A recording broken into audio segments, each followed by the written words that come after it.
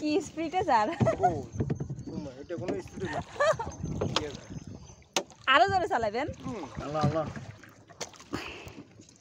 বিসমিল্লাহ দেন ঘুম থেকে উঠে মেয়েকে নিয়ে স্কুলে যাওয়ার জন্য রওনা দিলাম। আর পাশেই হচ্ছে এরকম অনেকগুলা ঝিল থাকে আমাদের বাড়ির পাশে, বিল বলতে পারেন, ঝিল বলতে পারেন, বা ক্ষেতও বলা যায় এটাকে, আমরা বেশিরভাগ ক্ষেত বলে থাকি। এই ক্ষেতে এত এত শাপলা ফুটে থাকে সকালবেলা হলে। প্রতিদিন যাওয়ার পথে বা আসার পথে আমি একবার হলেও এই ঝিলের দিকে তাকিয়ে থাকি। আমার কাছে অনেক বেশি ভালো লাগে দূর থেকে শাপলাগুলোকে দেখতে। খুব ইচ্ছে করে যে একটু যাই, নৌকাতে চড়ে নিজের হাতে শাপলাগুলো তুলে নিয়ে আসি। অনেক দিন ধরে মনের মধ্যে এই ইচ্ছাটা পুষে রেখেছিলাম, তো ফাইনালি আজকে শখটা পূরণ হয়ে গেল। আনফরচুনেট সকালবেলা মেয়েকে স্কুলে পৌঁছে দিয়ে বাড়ি ফেরার পথে ঝিলের দিকে তাকালাম, দেখলাম যে কেউ একজন নৌকা করে মাছ ধরছে বা শাপলা তুলছে এরকম কিছু। তখন আমি আমার এক ভাইয়াকে বললাম যে ভাইয়া আমি একটু যাবো নৌকায় চড়ে শাপলা তুলবো। তখন ভাইয়া বলছে আচ্ছা ঠিক আছে চল।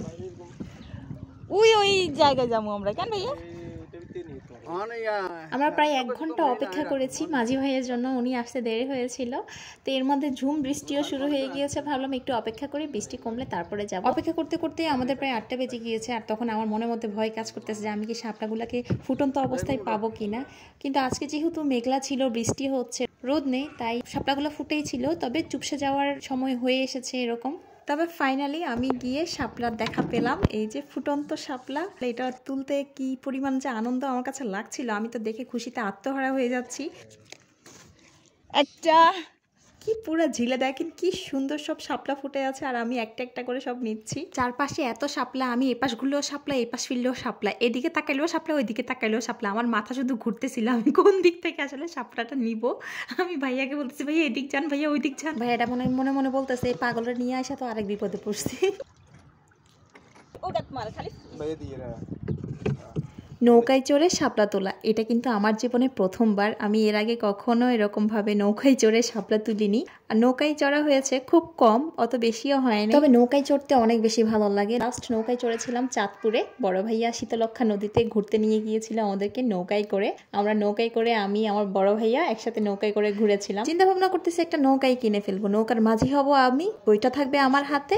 নদী যদি না থাকে সেক্ষেত্রে পুকুরের মধ্যে চালাবো, সরি নদী তো না, আমাদের এখানে নদী কই পাবো, ক্ষেত যদি না থাকে, বর্ষাকালে যখন পানি থাকবে না তখন পুকুরের মধ্যে চালাই যাবো। না স্বামী থাক, স্বামী নৌকা থাক, আমি পড়ে গেলে না স্বামী নৌকা থাক, তুমি তুলো। একটা দুইটা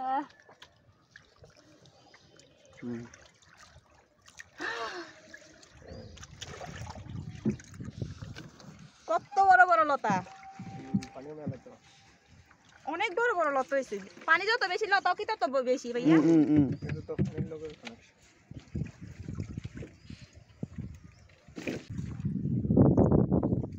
এই উলো নিয়ে গেল।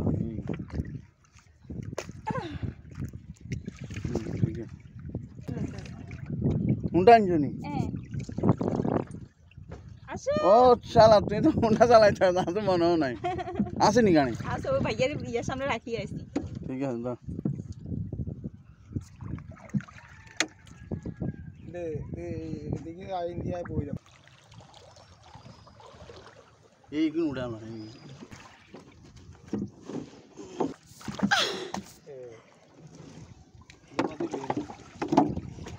আমার একটা শাপলা তোলার সাথে সাথে ভাইয়াটা 3-4টা শাপলা তোলা হয়ে যায়। আমি এত স্লোতে শাপলা তুলতেছি, আর তার সাথে ভয় তো কাজ করতেছে। এই নৌকাটা এদিক সেদিক শুধু দুলতেছে, একটু নড়াচড়া করলেই এদিকে কাইত হয়ে যায়, ওইদিকে কাইত হয়ে যায়। মানে এই কাইত হওয়া দেখা আমার কলিজা নাই, কলিজার পানি সব শুকাই যাইতেছে। আমি শুধু দোয়া ইউনুস পড়তেছিলাম।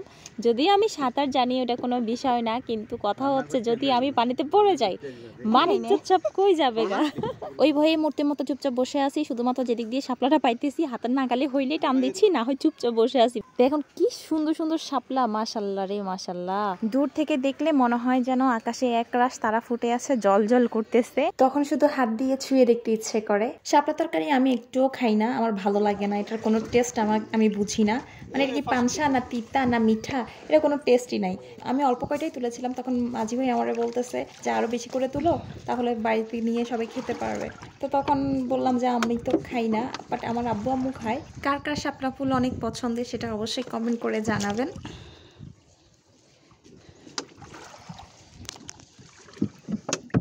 আসো আসো, ধরছি।